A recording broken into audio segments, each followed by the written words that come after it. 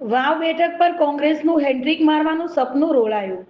ભાજપની જીતમાં ગેનીબેનનું hometown kingmaker રહ્યું. બનાસકાંઠા જિલ્લાની વાવ વિધાનસભા બેઠકની પેટા ચૂંટણીમાં 7 વર્ષ બાદ ભાજપે બાજી મારી છે, જેમાં ભાજપના ઉમેદવાર સ્વરૂપજી ઠાકોર છેલ્લા 8 રાઉન્ડની મતગણતરીમાં કોંગ્રેસની 14,000 વોટોની લીડ કાપીને 2,353 મતોથી વિજય પ્રાપ્ત કર્યો છે, જેને લઈને કોંગ્રેસને વાવ બેઠક પર જીતની હેટ્રિક મારવાનું સપનું અધૂરું રહી જવા પામ્યું છે.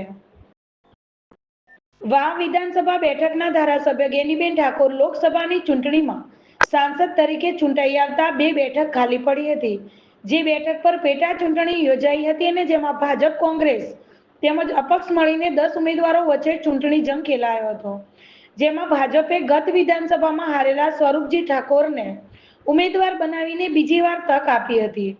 સામે કોંગ્રેસમાંથી થરાદના પૂર્વ ધારાસભ્ય ગુલાબસિંહ રાજપૂતને મેદાને ઉતાર્યા હતા. જોકે ભાજપમાં ટિકિટ ન મળતા માવજીભાઈ પટેલે અપક્ષ ઉમેદવારી નોંધાવતા અહીં કસમકસભર્યો ચૂંટણી જંગ ખેલાયો હતો, જેમાં 77.55% મતદાન થતા ભાજપ તેમજ કોંગ્રેસ દ્વારા પોતપોતાના વિજયના દાવા કરવામાં આવ્યા હતા, જેમાં શનિવારે મતગણતરી યોજાઈ હતી. 23 રાઉન્ડની મતગણતરીમાં 15મા રાઉન્ડ સુધી કોંગ્રેસ આગળ રહ્યું હતું. બાદમાં 16 થી 13 રાઉન્ડ સુધી ભાજપે કોંગ્રેસની 14,000ની લીડ કાપીને 2,353 મતોથી વિજય પ્રાપ્ત કર્યો હતો.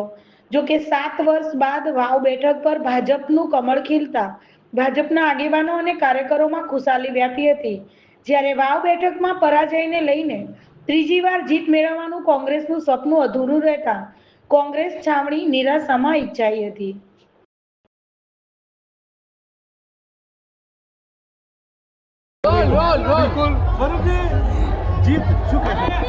જીત આ 18 આલમની જીત છે. 18 આલમનો હું ખૂબ ખૂબ આભાર માનું છું.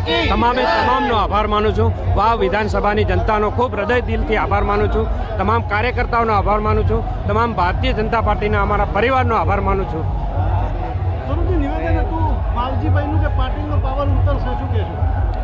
હવે એ એમનું વ્યક્તિગત નિવેદન છે અને એમનો પાવર અત્યારે દેખાઈ ગયો, ઉતરી ગયો છે.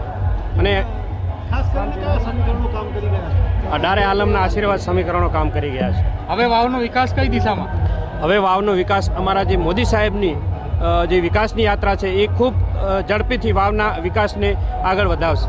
ઓકે, ભારત માતા કી જય.